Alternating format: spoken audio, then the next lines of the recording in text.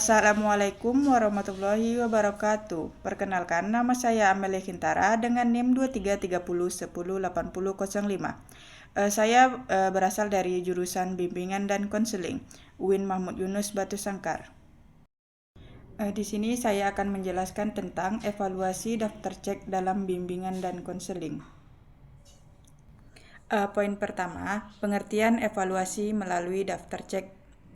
Evaluasi melalui daftar cek dalam bimbingan dan konseling adalah teknik penilaian yang menggunakan instrumen berupa daftar penyataan atau indikator perilaku tertentu yang harus diperiksa atau dicek oleh konselor sesuai dengan kondisi konseli.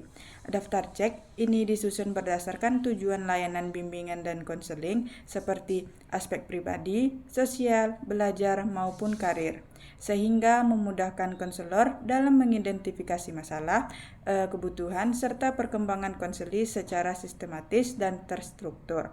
Melalui evaluasi daftar cek, konselor dapat memperoleh gambaran awal atau pemantauan berkelanjutan terhadap perubahan perilaku dan pencapaian konseli, sehingga hasilnya dapat dijadikan dasar dalam pengambilan keputusan tindak lanjut layanan bimbingan dan konseling.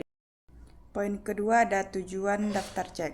Tujuan penggunaan daftar cek dalam bimbingan dan konseling adalah untuk membantu konselor mengumpulkan informasi secara sistematis, terarah, dan efisien mengenai kondisi serta kebutuhan konseli. Melalui daftar cek, konselor dapat mengidentifikasi berbagai aspek perkembangan konseli, baik pribadi sosial, belajar maupun karir, berdasarkan indikator yang telah ditentukan. Dengan demikian, daftar cek memudahkan konselor dalam mengenali masalah atau potensi yang dimiliki sejak dini sehingga layanan yang diberikan dapat lebih tepat sasaran.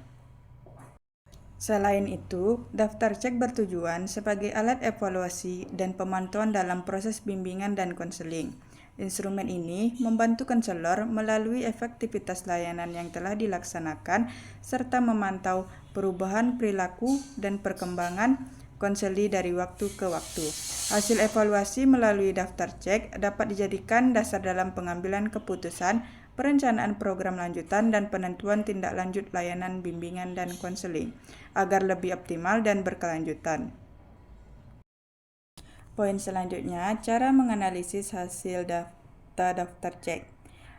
Cara menganalisis hasil data daftar cek diawali dengan mengumpulkan dan memeriksa seluruh lembar daftar cek yang telah diisi.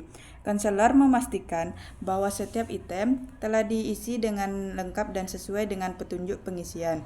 Tahap ini penting untuk menjamin keakuratan data karena data yang tidak lengkap atau tidak konsisten dapat mempengaruhi hasil analisis dan kesimpulan yang diambil.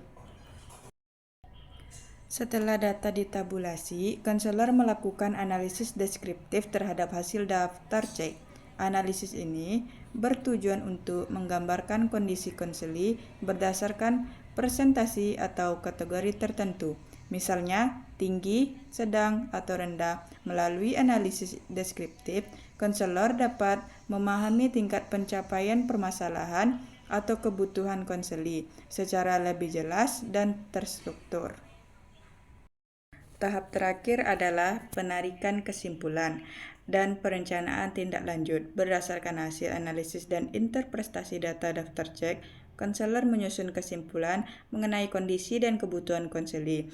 Kesimpulan ini kemudian dijadikan dasar untuk merancang program bimbingan dan konseling. Selanjutnya, menentukan jenis layanan yang sesuai serta mengevaluasi efektivitas layanan yang telah dilaksanakan. Kesimpulannya, dapat disimpulkan bahwa daftar cek merupakan salah satu instrumen evaluasi yang penting dan praktis untuk digunakan oleh konselor. Daftar cek berfungsi sebagai alat bantu dalam mengumpulkan data secara sistematis dan terstruktur mengenai kondisi, kebutuhan, serta perkembangan konseli pada berbagai aspek seperti pribadi, sosial, belajar, dan karir. Dengan indikator yang jelas, daftar cek memudahkan konselor dalam memperoleh gambaran objektif tentang konseli. Penggunaan daftar cek bertujuan untuk mengidentifikasi permasalahan dan potensi konseling, memantau perubahan perilaku, serta menilai efektivitas layanan bimbingan dan konseling. Agar hasilnya bermakna, data daftar cek perlu dianalisis melalui tahapan yang tepat, mulai dari pemeriksaan kelengkapan data, pengelompokan tabulasi atau deskripsi, hingga interpretasi dan penarikan kesimpulan dengan analisis yang sistematis dan objektif. Hasil daftar cek dapat dijadikan dasar pengambilan keputusan dan perencanaan tindak lanjut layanan bimbingan dan konseling yang lebih tepat sasaran dan berkelanjutan. Sekian dari saya. Wassalamualaikum warahmatullahi wabarakatuh.